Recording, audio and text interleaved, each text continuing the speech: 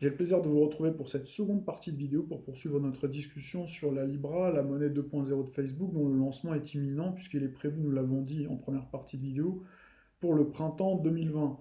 Dans cette deuxième partie, nous allons essayer d'en savoir un petit peu plus sur les tenants et les aboutissants, ainsi que les différents enjeux de cette monnaie électronique, avec les avantages qui nous sont présentés pour promouvoir et nous vendre le concept, mais également les grands dangers. Nous allons également essayer de savoir comment l'émergence de cette monnaie électronique qui va s'imposer à nous avec force est en réalité le fruit d'une longue construction savamment pensée pour créer les conditions d'une monnaie mondiale, qui sera le fer de lance d'une gouvernance planétaire voulue par le nouvel ordre mondial, d'où justement ce petit rappel en première partie de vidéo du fonctionnement de notre système monétaire et financier actuel, qui, vous le savez, est en perdition. Parmi les avantages que vous allez entendre à tout bout de champ, en tout cas, c'est l'argument phare et l'argument choc que Mark Zuckerberg met en avant pour promouvoir sa crypto-monnaie, c'est la stabilité, notamment par rapport au Bitcoin, qui subit de grosses fluctuations. Et là, on retrouve bien le concept d'équilibre de Libra, Libra qui veut dire, nous l'avons rappelé en première partie de vidéo, balance. On a bien fait ce rapprochement avec le concept astrologique du septième signe zodiaque, c'est-à-dire la balance, on retrouve bien l'équilibre, c'est-à-dire la stabilité. L'autre argument choc, c'est également l'équité et l'universalité. Ça, vous allez souvent aussi l'entendre, puisque vous le savez, dans le monde, il y a énormément de gens qui n'ont pas accès à des comptes bancaires qui sont interdits bancaires, et on vous parlera aussi beaucoup des pays en voie de développement qui n'ont pas aussi accès donc à des systèmes bancaires, en plus des systèmes bancaires qui sont encore plus corrompus que les nôtres, avec une instabilité économique, une instabilité sécuritaire. Et donc, c'est ce qui est promu aussi, vous allez le voir. Et donc, forcément, c'est un argument qui est séduisant et qui va forcément convaincre beaucoup de monde donc, de s'inscrire justement sur les plateformes donc, qui sont proposées pour justement avoir un compte donc chez Facebook et donc de pouvoir accéder à cette monnaie virtuelle. Donc là, on a bien la notion d'équité, donc l'on retrouve dans le concept de la balance, mais également d'universalité avec le concept du verso. Pour l'heure, c'est l'heure de l'info écho, du décryptage écho plutôt avec Christophe Dancet. Bonjour Christophe. Bonjour Damien. Ce matin, on va s'intéresser à cette nouvelle monnaie virtuelle présentée par Facebook, donc la Libra. On voit son logo là-bas, référence entre autres à la devise utilisée sous l'Empire romain.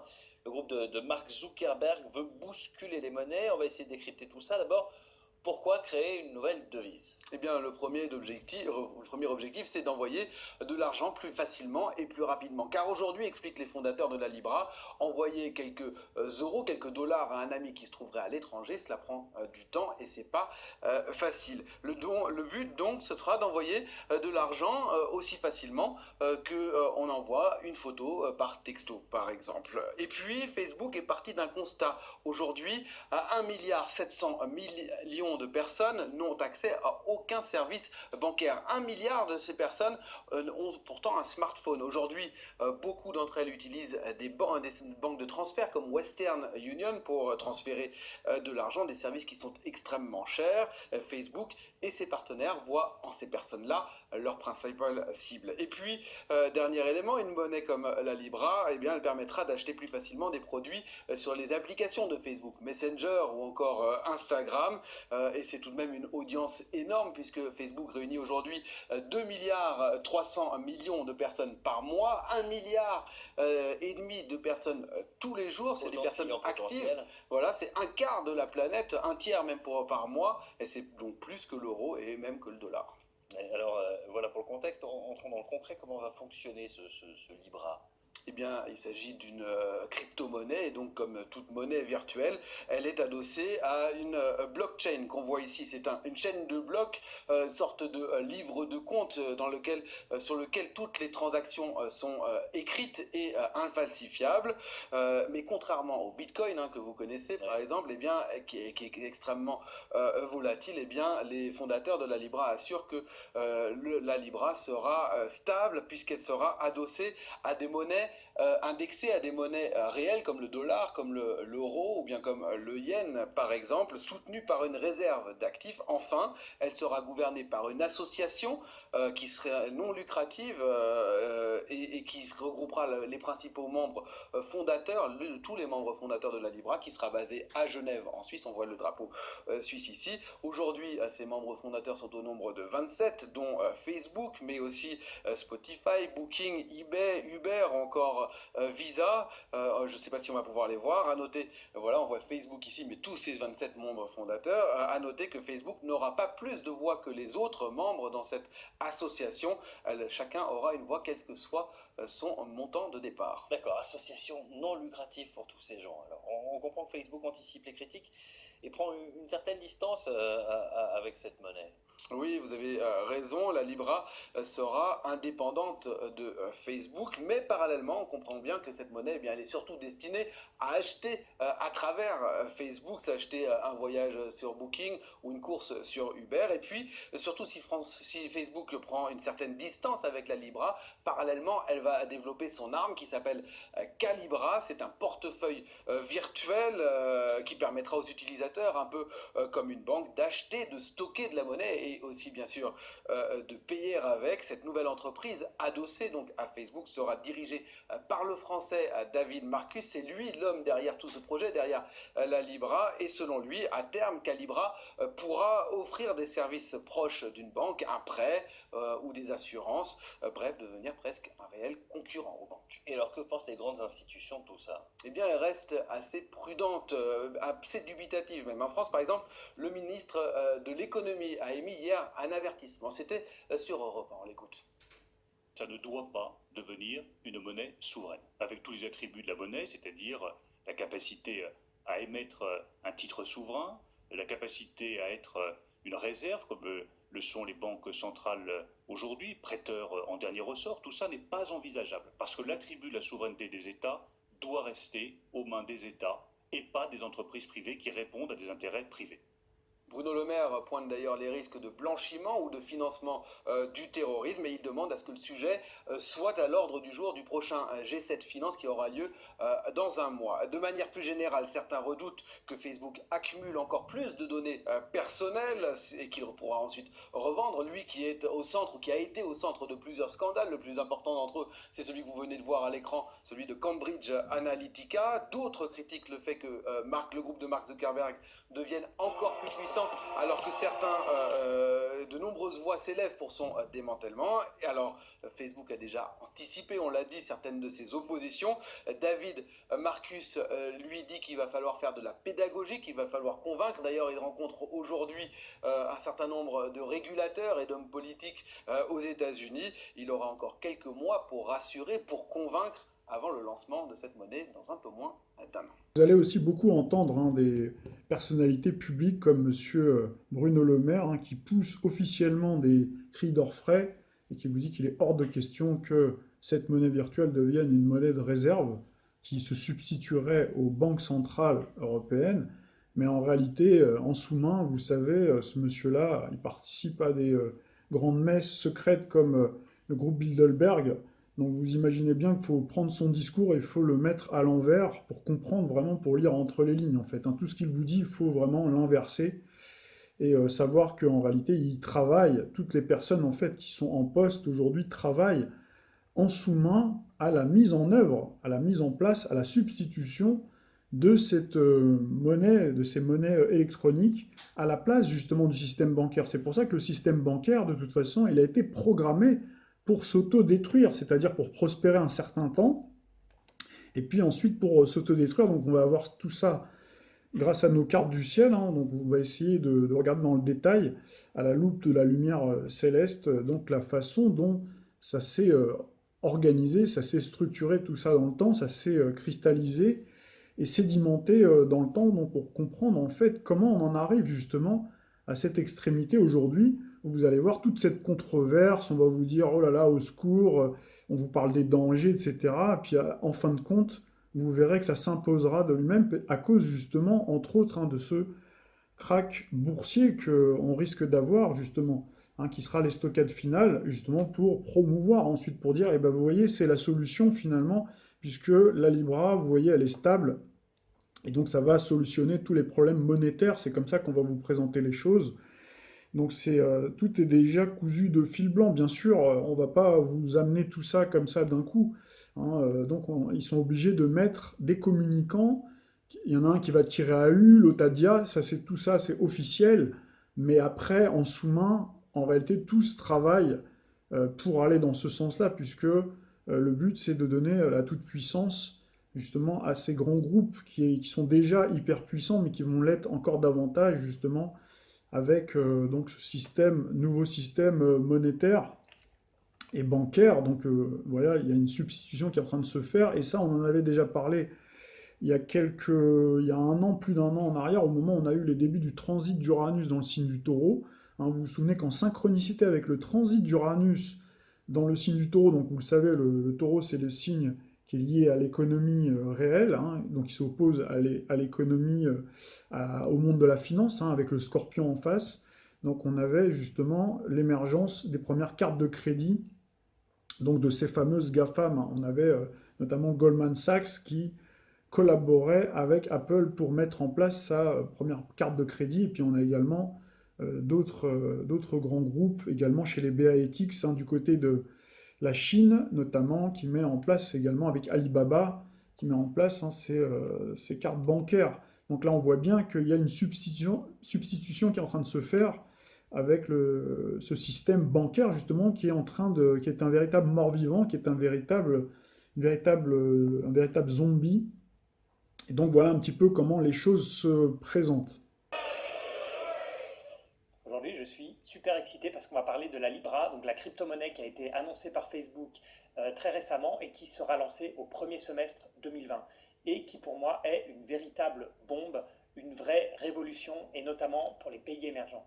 Alors c'est marrant parce qu'il y a quelques temps, j'avais fait une vidéo sur la création monétaire et j'avais terminé en disant que le Bitcoin n'était pas adapté car sa création monétaire était beaucoup trop rigide et ne suivait pas l'économie.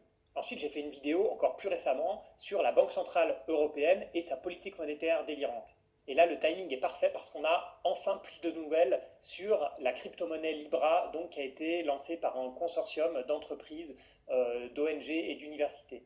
Alors vous allez voir, hein, la Libra, elle est très différente du Bitcoin pour ceux qui sont à l'aise avec les crypto-monnaies. Et pour l'étudier, je me suis basé donc sur les documents officiels qui ont été publiés sur libra.org, que je vous conseille de regarder parce qu'ils sont très bien faits et ils sont vraiment compréhensibles par tout le monde.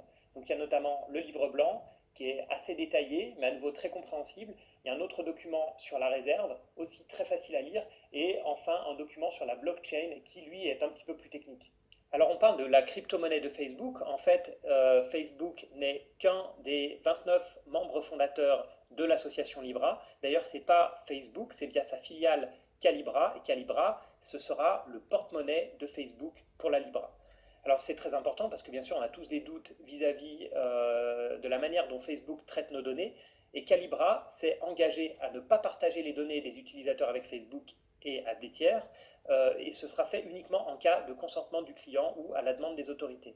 Et Facebook a bien conscience que même s'ils ont énormément d'utilisateurs, il y a une grande méfiance, donc surtout du côté des données. Donc un point important, hein, Facebook s'est engagé à ne pas utiliser les données de Calibra pour améliorer le ciblage publicitaire. Donc l'association Libra, c'est une organisation indépendante à but non lucratif qui est basée en Suisse à Genève. Donc on voit ici la liste des membres fondateurs initiaux. C'est une liste qui va être amenée à grandir vu que leur but c'est d'arriver à 100 membres fondateurs, donc le ticket d'entrée c'est de 10 millions et ce qui est vraiment intéressant c'est qu'on voit qu'il y a vraiment des poids lourds, hein, notamment des poids lourds du secteur des paiements puisqu'on a quand même Mastercard, Paypal, Visa, ensuite on a des poids lourds du commerce comme on a Booking, eBay, bien sûr Facebook, Uber, Iliad, Vodafone, etc. Donc on a aussi des acteurs de la blockchain et des capital risqueurs donc, qui sont là uniquement pour amener de l'argent. Parce que bien sûr, il faut de l'argent pour créer une nouvelle blockchain et là on voit à 10 millions le ticket d'entrée, ils sont déjà à peu près 300 millions mais leur but c'est de monter, donc comme je le disais, à 100 membres fondateurs à 10 millions chacun, donc à 1 milliard. Alors là, on voit déjà qu'on est loin du côté anarchiste du Bitcoin et des autres crypto-monnaies, vu que l'association Libra est créée avec des gros poids lourds du monde des entreprises, même s'il y a des ONG et des universités qui participent. Alors la raison officielle du lancement de la Libra, c'est que, là c'est les données qui sont données par le consortium Libra, il y a 1,7 milliard d'adultes dans le monde qui sont exclus du système financier. Alors qu'il y a une grosse partie d'entre eux qui ont un téléphone portable, voire même accès à Internet. Et même aux États-Unis, on a 8 millions de foyers américains, donc 14 millions d'adultes, 6 millions d'enfants, qui n'ont pas accès aux services bancaires en 2017. Donc l'ambition de Facebook et de l'association Libra est énorme, vu qu'ils veulent créer vraiment une monnaie qui soit utilisable dans le monde entier, par tout le monde, quel que soit le montant des transactions et à des frais vraiment minimes. Alors bien sûr, ça c'est le joli côté officiel du lancement de la Libra. Il y a bien sûr une raison plus officieuse mais évidente, qui est que cette monnaie, si elle est adoptée par beaucoup de commerçants, elle va avoir un énorme avantage, notamment pour Facebook, vu que tous ces commerçants vont être incités à lancer des campagnes de publicité via Facebook. Facebook va pouvoir lancer des services financiers, pourquoi pas des crédits, et devenir quasiment une banque. Alors le principe de la Libra, déjà le premier point, c'est que ce système il repose sur une blockchain qui est sécurisée, qui est évolutive et qui est fiable. Si je compare avec le Bitcoin c'est aussi extrêmement sécurisé, c'est très fiable, mais il manque probablement le côté évolutif. Le deuxième point, qui est aussi une énorme différence par rapport à la plupart des crypto-monnaies, c'est que le système est soutenu par une réserve d'actifs qui est conçue pour lui offrir une valeur intrinsèque, et j'expliquerai ça un petit peu plus tard. Et enfin, il est gouverné par l'association Libra qui est indépendante, même si, on l'a vu, il y a beaucoup d'entreprises qui en font partie, et qui est chargée de guider l'évolution de l'écosystème. Alors la blockchain, elle a un peu moins d'importance que dans le Bitcoin, car ce n'est pas ce système qui crée la monnaie. Je vous expliquerai un peu plus tard comment la Libra est créée. Ce qu'il faut retenir, c'est qu'au début, Libra sera d'abord une blockchain avec permission. C'est-à-dire que seuls les acteurs autorisés pourront participer à la blockchain, contrairement au Bitcoin, où vous pouvez acheter un serveur et miner du Bitcoin, donc participer au calcul des blocs, au calcul des transactions et créer de la monnaie du jour au lendemain. Alors à terme, le but, c'est de passer à une blockchain sans permission, donc ouverte à tous. Alors la technologie qui a été retenue, elle permet un grand nombre de transactions par seconde, ce qui est un autre avantage par rapport au Bitcoin. Elle ne demande pas de preuve de travail, pour ceux qui connaissent, donc on a des serveurs qui ne consomment pas énormément d'énergie. Ensuite, on va parler de quelque chose qui est clé, qui est la réserve. Parce qu'en créant la Libra, ils veulent éviter ce qui est arrivé sur les autres monnaies, crypto-monnaies, c'est-à-dire de créer des actifs qui sont extrêmement spéculatifs et uniquement basés sur l'offre et la demande. Donc la Libra sera totalement adossée à des actifs réels.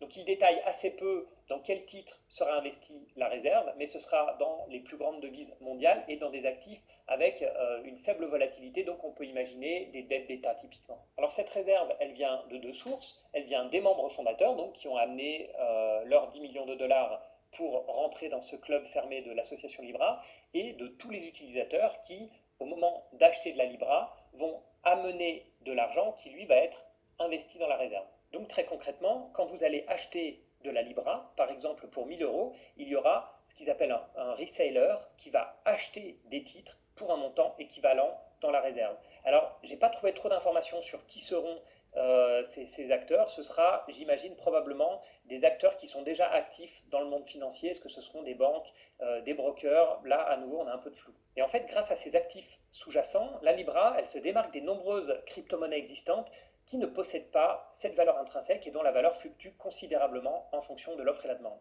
Alors ces titres qui vont être détenus en portefeuille de la réserve, ils vont donner des intérêts, et ces intérêts ils vont servir à couvrir les coûts du système, à garantir des frais de transaction qui sont minimes, et enfin à verser des dividendes aux investisseurs qui ont fourni les capitaux, donc les fameux membres de l'association Libra. Donc les utilisateurs, eux, ils ne touchent pas d'intérêt, mais finalement c'est comme n'importe quel détenteur d'euros ou de dollars. Quand on détient une monnaie, on ne touche pas d'intérêt sur cette monnaie. Alors oui, le Libra, ce n'est pas une monnaie spéculative, c'est vraiment un des buts de cette association, c'est de faire la monnaie qui soit la plus stable possible, et au final, quand on va détenir de la Libra, c'est comme si on détenait un panier de dollars, d'euros, de livres sterling, de francs suisses, de yens.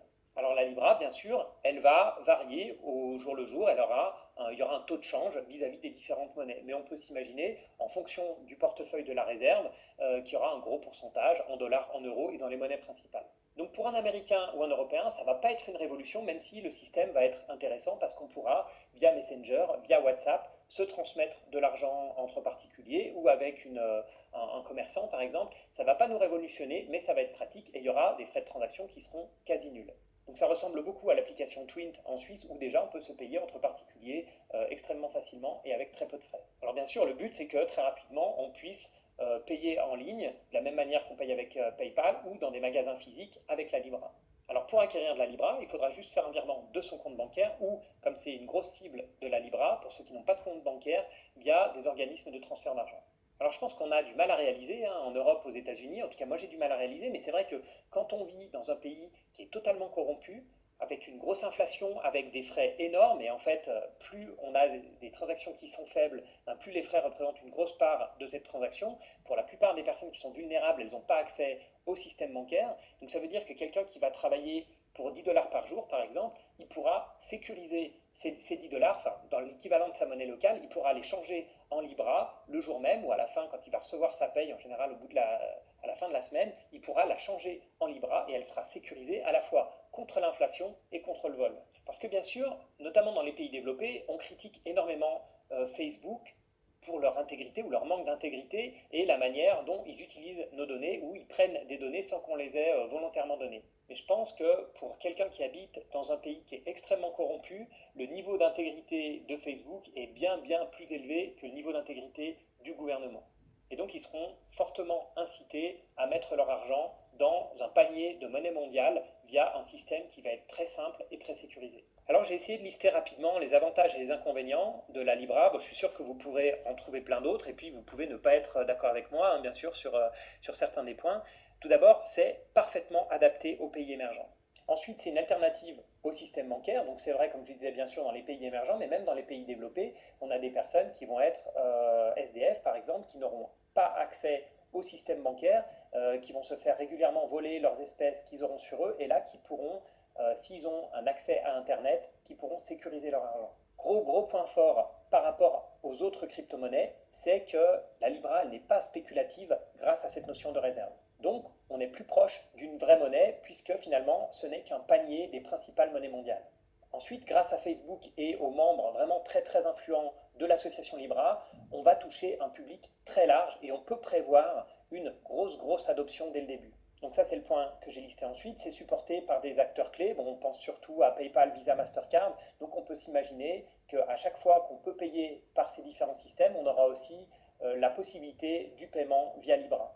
Dernier point positif que j'avais listé, et ça rejoint mon coup de gueule sur la Banque Centrale Européenne dans la vidéo précédente, c'est le fait qu'il n'y ait pas de politique monétaire active. Alors dans les inconvénients, le premier, c'est que c'est fondé par des entreprises privées et ça peut induire une crainte sur l'aspect données personnelles ou le fait qu'ils utilisent ça purement pour gagner plus d'argent commercialement. Le deuxième point, il est vrai pour toute crypto-monnaie, donc c'est le risque de fraude fiscale, donc diminuer l'argent qui rentre dans les caisses de l'État, ou pire, bien sûr, le blanchiment d'argent pour financer les marchés de la drogue ou du terrorisme. Et ça va probablement inciter les gouvernements à vouloir avoir accès à nos comptes Libra, ou alors à nous demander très probablement dans nos déclarations de revenus d'indiquer notre balance de notre compte Libra à la fin de l'année.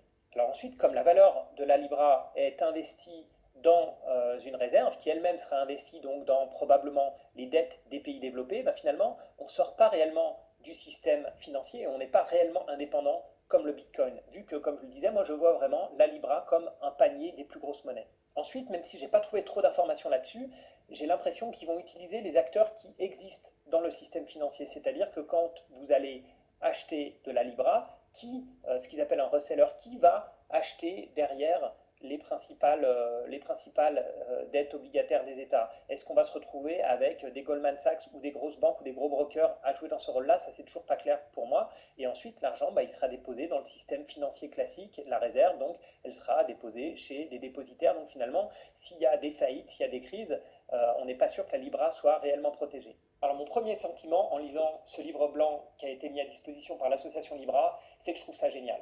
Je trouve que cette crypto-monnaie, elle réussit un petit peu à avoir le meilleur des deux mondes. Bien sûr, ça m'embête, je pense comme beaucoup d'entre vous, que ce soit Facebook qui la lance. Parce que Facebook, il y a un énorme manque de confiance dans cette entreprise, parce qu'on sait très bien qu'ils ont pris beaucoup trop de données de leurs utilisateurs, et je pense qu'on n'a même pas tout découvert encore là-dessus, et on ne sait pas trop ce qu'ils font avec ces données, à part probablement les revendre de manière massive. Mais d'un autre côté, si c'était une énième crypto-monnaie lancée par des geeks dans leur garage, il n'y aurait aucune chance que ça devienne vraiment une crypto-monnaie qui soit adoptée de manière mondiale. Donc j'ai l'impression que finalement, on est obligé que ce soit un de ces géants du net, que ce soit Apple, Facebook ou Amazon. Et c'est presque surprenant que Amazon, en tant que pur commerçant, ne l'ait pas fait plus tôt. On est obligé que ce soit un des GAFA qui lance ce type de crypto-monnaie. Alors, vous venez d'entendre hein, ce YouTuber, donc, qui est un spécialiste des crypto-monnaies, qui est assez partagé, qui est d'une part enthousiaste parce que la monnaie de Facebook, la Libra, semble en tout cas solutionner pas mal de problèmes posés pour le Bitcoin, et également pour permettre aux milliards d'individus de disposer d'un compte bancaire beaucoup plus sécurisé via l'application Calibra, dans des pays où la corruption a effectivement atteint des degrés extrêmement importants, en tout cas beaucoup plus que dans nos pays dits développés à économie de marché, où la corruption aussi est légion. Mais disons qu'il y a bien sûr cette façade toujours de démocratie, toujours cette belle rhétorique que l'on a. Mais en réalité, nos pays sont aussi inféodés, on l'a dit à plusieurs reprises, hein. Donc déjà, au monde de la finance, d'ailleurs, c'est pour ça aussi que j'ai tenu à faire ce petit rappel dans la première partie de vidéo. On voit bien en fait hein, comment petit à petit, progressivement, le système bancaire, hein, la banque et donc le monde financier a pris le pas sur nos États pour aujourd'hui le contrôler totalement. Et donc justement, aujourd'hui, on est dans cette phase terminale du système actuel pour ensuite passer à ce système mondialisé. Et donc, c'est sur ce point-là que ce YouTuber s'enthousiasme en disant que, effectivement, c'est très bien, même s'il émet certaines réserves sur le fait que ce soit Facebook. Et d'autre part, il parle d'Amazon et il dit, je suis quand même étonné que Amazon n'ait pas pris les devants par rapport à Facebook, parce qu'il semble, lui, de son côté, avoir une réticence et une méfiance beaucoup plus importante vis-à-vis de Facebook, alors qu'en réalité, moi, je les mets dans le même panier. D'ailleurs, ils font partie des GAFAM. Donc, voilà un petit peu pour les tenants et les aboutissants. Donc, on va tout de suite jeter un petit coup d'œil à nos cartes du ciel.